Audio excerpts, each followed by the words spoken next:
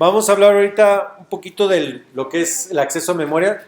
Prácticamente la mayoría de esta sesión la vamos a dedicar a la memoria, ¿sí? Y bueno, vamos a empezar justamente con las características de la memoria, sobre todo cuando estamos hablando de la ubicación con respecto al procesador. Entonces, repitiendo un poquito, ¿no?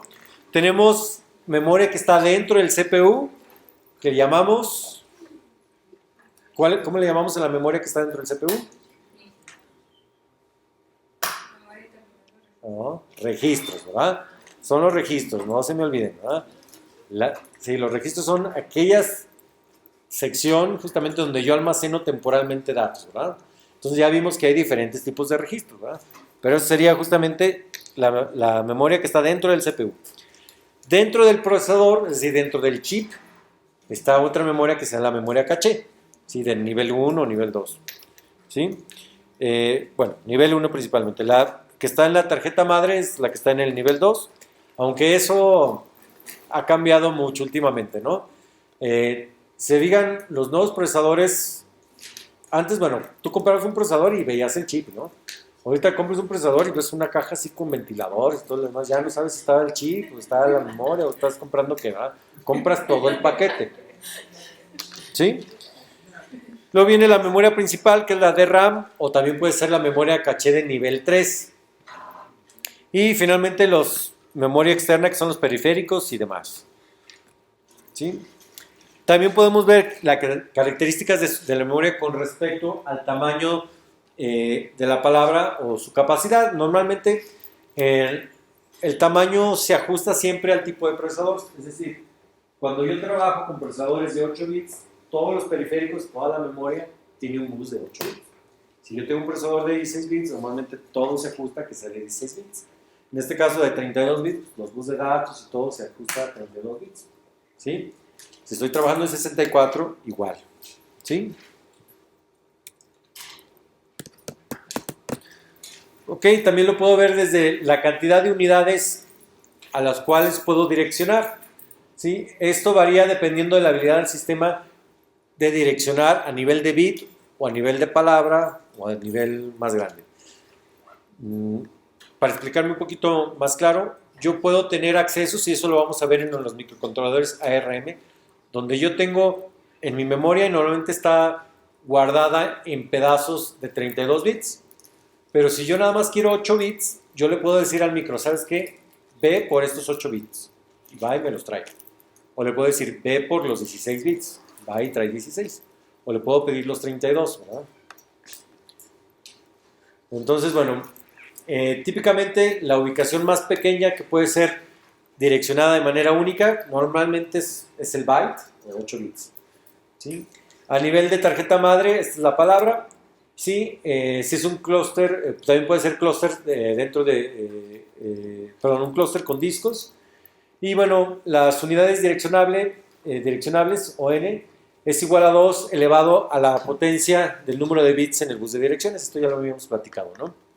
Entonces, entre más bits tenga yo en el bus de direcciones, más memoria puedo direccionar o puedo conectar.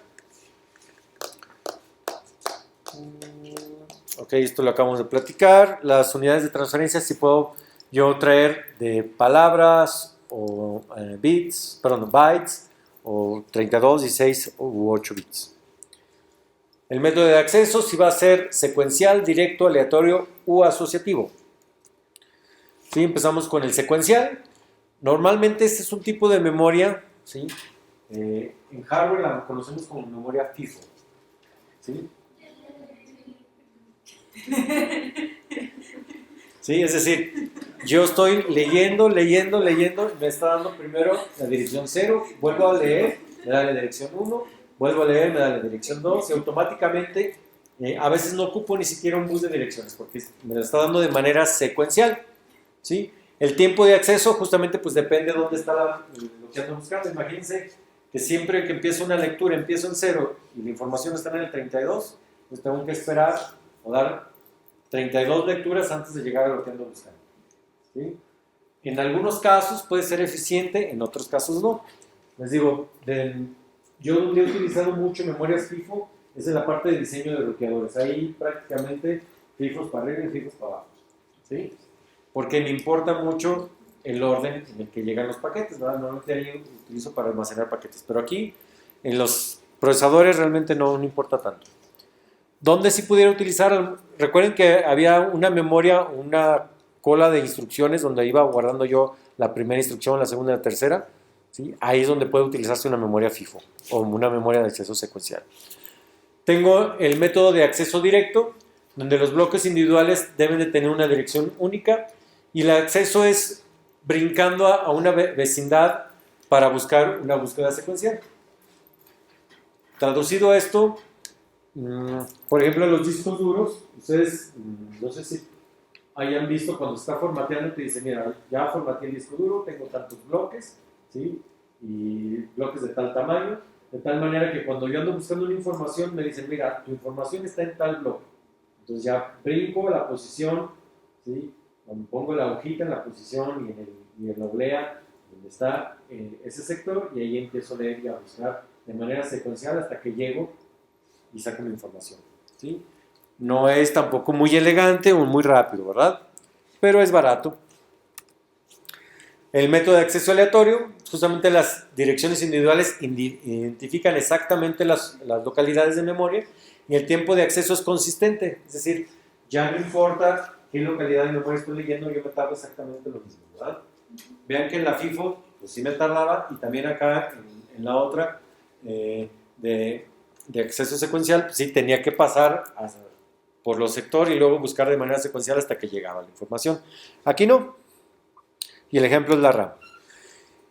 Tenemos la memoria de acceso asociativo, que es justamente las direcciones o la información de las direcciones se almacena con datos en una localidad de datos generales. ¿Sí? Los datos o los elementos de datos específicos están localizados al comparar una dirección deseada con la dirección donde están almacenados los elementos. Y el tiempo de acceso es independiente de la ubicación de accesos previos. Y el ejemplo de esto es la caché. Como yo les comentaba, realmente tengo lo que es una etiqueta, ¿verdad? Si yo de alguna manera encontré la información ahí, ¿sí? Me voy a tardar más o menos lo mismo, ¿sí? Pero si no la encuentro me va a tardar más, ¿sí? Pero lo que voy a estar haciendo yo es que la ubicación o la dirección de memoria no lo utilizo realmente para ubicar la información, sino a través de la dirección genero o la busco justamente digamos, otra estructura de datos, ¿sí? No me voy a meter en ese rollo, ¿sí? Esto es más de sistemas operativos, ¿sí? Pero bueno, existe, ¿no? La puedes buscar en esa estructura de datos que te da la información. Muchas veces utilizamos que tablas hash y tablas de búsqueda aleatoria, ¿no? Pero bueno. El desempeño en tiempos de acceso, bueno, dice, no hay nada más rápido en ese sentido que la memoria caché, ¿sí? La RAM, ¿por qué buscar la RAM? Pues porque tiene tiempos de acceso predecibles. Normalmente siempre me va a tardar lo mismo, ¿sí? El problema de los demás, secuencial, directa y asociativa, es que no sé cuánto me voy a tardar.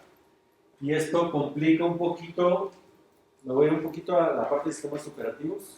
Aguántenme tantito los electrónicos, ¿sí? Normalmente, cuando yo tengo, digamos, que administrar los recursos de mis sistemas, el tiempo en el procesador o el tiempo de ejecución es uno de ellos. Yo puedo tener varias aplicaciones corriendo en mi sistema. Entonces imagínense que una aplicación me está pidiendo datos y los datos no están en la memoria caché.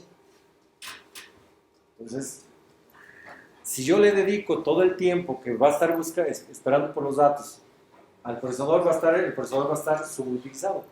¿Qué es lo que normalmente hacemos? Decimos, ok, mientras te llegan los datos, te mandamos a la congeladora y venga el otro proceso. ¿Sí?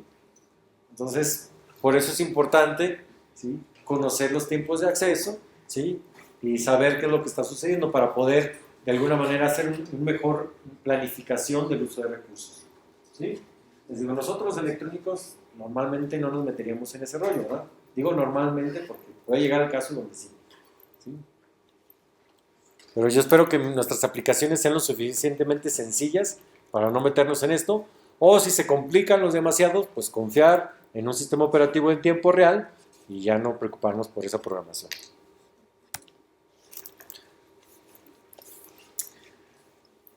Mm, tenemos, si yo mido el desempeño en lo que es el tiempo de ciclo de memoria, ¿sí? O el tiempo de ciclo es normalmente un fenómeno que se da en la RAM, el cual le agrega un tiempo de recuperación, ¿sí? Que me permite a los transitorios eléctricos, es decir, mientras está cambiando la información, recuerda que yo tengo que estar refrescando la información, ¿sí?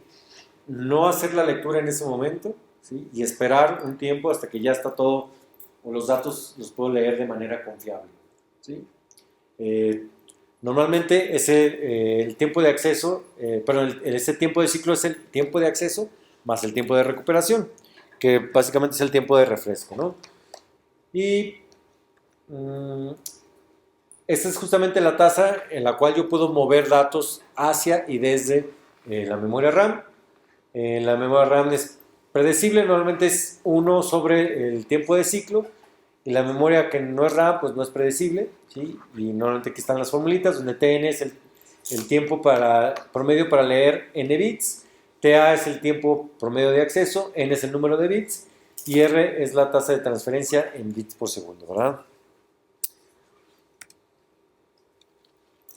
Lo puedo también clasificar por la parte física, puede ser semiconductores, por ejemplo RAM, magnético, puede ser el disco, las cintas, ópticos, los CDs, DVDs y Blu-rays, y otros, bueno, está la Bubble, que es muy vieja, tenemos los hologramas, que son los más nuevos, ¿sí? De hecho dicen que eso va a venir a desplazar lo que es el Blu-ray, ¿sí? Ahora con la información guardada en hologramas. Um, Tenemos también otras características físicas que es el decaimiento, ¿sí? O la degradación de la memoria conforme pasa el tiempo. Les comentaba yo en clases anteriores que la memoria flash ahorita está muy de moda y es así como que lo máximo, que tanto que ya la estamos utilizando hasta de disco duro. Pero la memoria flash tiene un tiempo de vida útil, sobre todo por la cantidad de lecturas que podemos hacer, aunque siguen siendo del orden de los millones, en algún momento nos acabamos esos millones, ¿verdad? Y si nos acabamos los millones, pues ya no va a funcionar, ¿sí?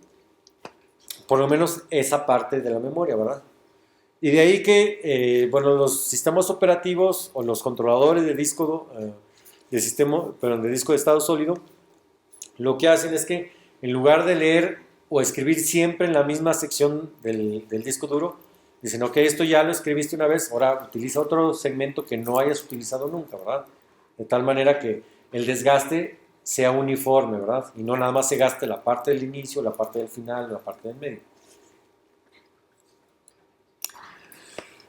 Su volatilidad, que es la RAM comparada con la flash, o si lo puedo borrar, la RAM comparada con la ROM, o el consumo de potencia, sobre todo si estamos hablando de laptops, ¿sí? Celulares, tabletas y demás, ¿verdad? Yo buscaría una memoria RAM o una tecnología de memoria RAM que consuma menos energía, ¿sí?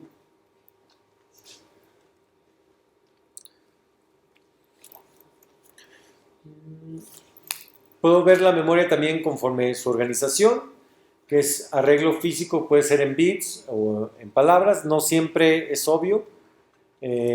Arreglos no secuenciales pueden darse debido a la velocidad o beneficios de confiabilidad, etcétera, ¿verdad? Normalmente en la jerarquía yo tengo algunos compromisos entre tres características principales. La cantidad de memoria, ¿sí? Y bueno, esta es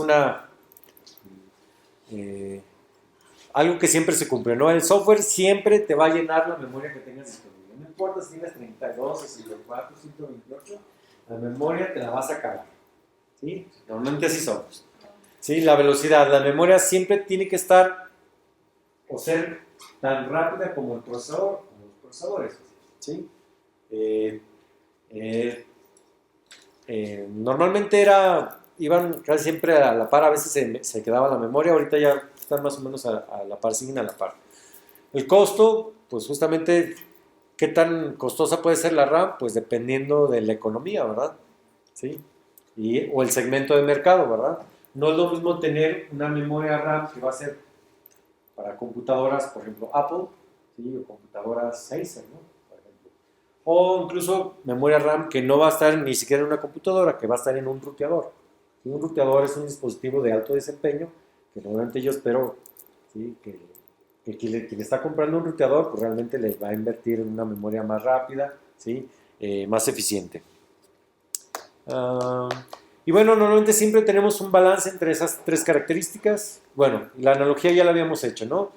Tenemos la analogía del refrigerador o la alacena, ¿sí? Que es un acceso rápido.